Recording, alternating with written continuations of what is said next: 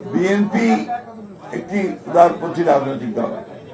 বিএনপির সংগ্রাম বরাবরই ছিল একটি গণতান্ত্রিক রাষ্ট্র প্রতিষ্ঠা করা, এবং সেই লক্ষ্যে বিএনপি কাজ করেছে।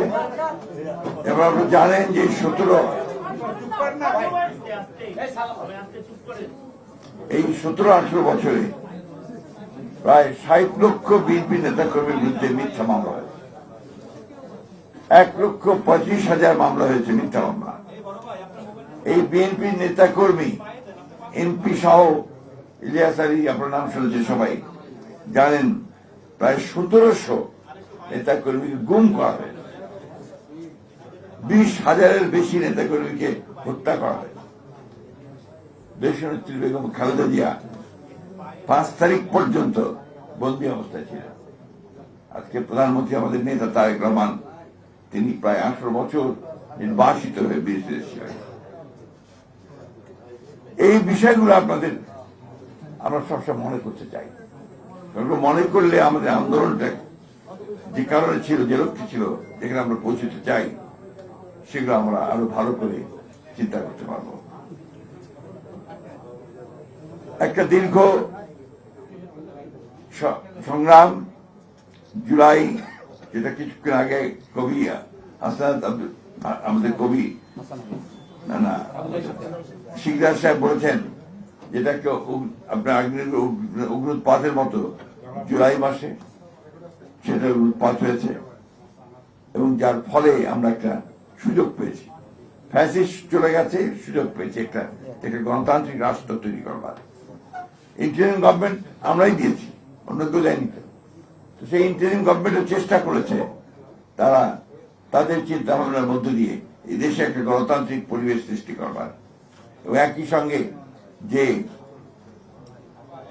পরিবর্তনগুলো রাষ্ট্র মেরামতের জন্য, আপনার সংবিধান পরিবর্তনের জন্য, তার জন্য যে জুলাই সনদ যেটা আপনার ঘোষণা করা হয়েছে, সেই সনদ তৈরি করা সম্ভব হয়েছে। একটা ধারণা আছে যে জুলাই বলা হচ্ছে একটা মহল থেকে যে বিএনপি জুলাই সনদ পালন করছে না। এটাকে পুরোপুরি ভাবে একটা ভ্রান্ত ধারণা দেওয়ার চেষ্টা হচ্ছে। এটা আমি তীব্র প্রতিবাদ জানাই, কারণ বিএনপি হচ্ছে সেই দল যারা সংস্কারের মধ্য দিয়ে কিন্তু এগিয়ে গেছে। আপনি চিন্তা করেন, একদলের শাসন ব্যবস্থা থেকে বহুদলীয় গণতন্ত্রে নিয়ে এসছে কিন্তু দলের প্রতিষ্ঠাতা শহীদ president Zia Rahman. Parliamentary form গভর্নমেন্টে নিয়ে এসছে দেশনেত্রী Begum Khaleda Zia presidential form of government থেকে। তত্ত্বাবধায়ক সরকার আপনার এখানে সংবিধানে সন্নিবেশিত করেছে বিএনপি। সুতরাং যতগুলো আপনার মৌলিক কাজ, এই পরিবর্তনের সংস্কার করার যে কাজ, সে কাজগুলো বিএনপি করেছে। এটা হচ্ছে রাজনৈতিক ভাবে, অর্থনৈতিক ভাবে বিএসি নিয়ে আসা, আপনার মুক্ত বাজার অর্থনীতিতে যাওয়া, প্রাইভেট সেক্টরকে সামনে নিয়ে আসা, এই কাজগুলো কিন্তু সবই আপনার বিএনপি করেছে। সুতরাং বিএনপি যে এক ভদ্র বলেছেন এখানে, বিএনপির টাস্কটা হচ্ছে এমন যে ধ্বংস হয়ে যাবে, ওখান থেকে বিএনপিকে আবার গড়ে তুলতে হবে। তাই করেছে বিএনপি। যতবার ধ্বংস হয়েছে, রাষ্ট্র ধ্বংস হয়েছে, রাজনীতি ধ্বংস হয়েছে, অর্থনীতি ধ্বংস হয়েছে, বিএনপি সেখান থেকে আবার তুলে ধরেছে। আজকেও কিন্তু একইভাবে প্রেক্ষাপটটা আপনি চিন্তা করেন, একটা 17-18 বছরের একটা ফ্যাসিস্ট শাসন, তারপরে একটা প্রায় 2 বছরের মতো একটি অন্তর্বর্তীকালীন সরকারের শাসন। সেখান থেকে বিএনপি জনগণের ম্যান্ডেট নিয়ে একটা সরকার গঠন করেছে। এমন না যে একটা জোর করে ক্ষমতা দখল করেছে, একটা পুরোপুরি একটা নির্বাচনের মধ্য দিয়ে এসছে। এবং যে জুলাই সনদের কথা বলা হচ্ছে, আমরা সবাই জানি, একটু দয়া করে সবাই করে খুলে দেখবেন যে প্রতিটি পাতায় বলা হচ্ছে যে যে বিষয়গুলোতে একমত হবে না যে দলগুলো, যদি সেই দল কেউ নির্বাচিত হয়ে সরকার গঠন করে, তাদের ইশতেহারে যেটা ছিল সেই অনুযায়ী তারা কাজ করবে। আপনি এখন জানেন, খুলে দেখেন।